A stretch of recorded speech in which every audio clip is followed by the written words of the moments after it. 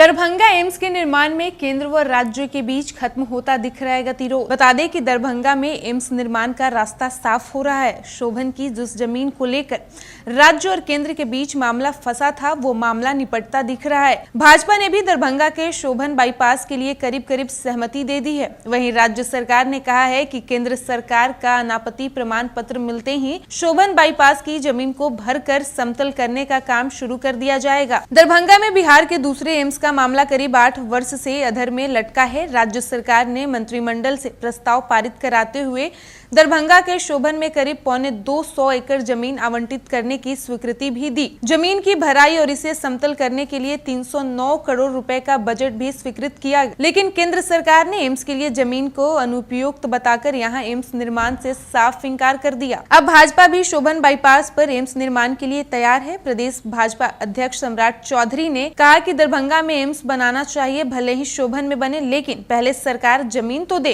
ये सरकार कंफ्यूज्ड है। कभी दरभंगा मेडिकल कॉलेज में 82 एकड़ जमीन समतल की जाती है तो कभी शोभन की। हमारी एक ही मांग है, दरभंगा में एम्स बनना चाहिए। शोभन की जमीन के सवाल पर उन्होंने कहा कि यह मामला तकनीकी पदाधिकारी देखेंगे। दूसरी ओर दरभंगा सांसद ने कहा कि दरभंगा में एम्स निर्माण के लिए वे गांधी जयंती 2 अक्टूबर से अनशन पर बैठेंगे। उन्होंने कहा कि शोभन में एम्स निर्माण के लिए वे सांसद के नाते केंद्र सरकार से आग्रह करेंगे कि वो अपनी तकनीकी टीम भेजकर शोभन की एम्स की एक बार फिर जांच कराए। लेकिन समस्या ये है कि राज्य सरकार ने सिर्फ घोषणा की है।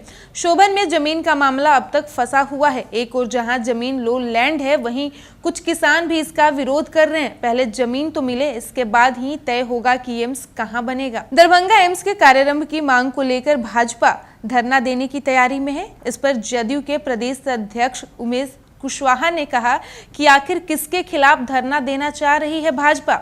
जदयू प्रदेश अध्यक्ष ने आगे कहा कि राज्य सरकार ने तो पहले ही ये कहा है कि जिस दिन केंद्र से दरभंगा एम्स की जमीन को एनओसी मिल जाएगी, उसी दिन से जमीन को भरने और शेष 30-32 एकड़ जमीन के अधिग्रहण का काम आरंभ हो जाएगा। वहीं उप मुख्यमंत्री सह स्वास्थ्य मंत्री तेजस्वी यादव ने इस संबंध में केंद्रीय स्वास्थ्य मंत्री को कई बार पत्र भी लिखा है। जल संसाधन मंत्री संजय झा ने कहा कि मुख्यमंत्री नीतीश कुमार ने दरभंगा एम्स की जमीन का चयन खुद जाकर किया है। यही नहीं, उक्त जमीन को भरने के लिए 300 करोड़ रुपए से अधिक की राशि की मंजूरी राज्य कैबिनेट ने दी है।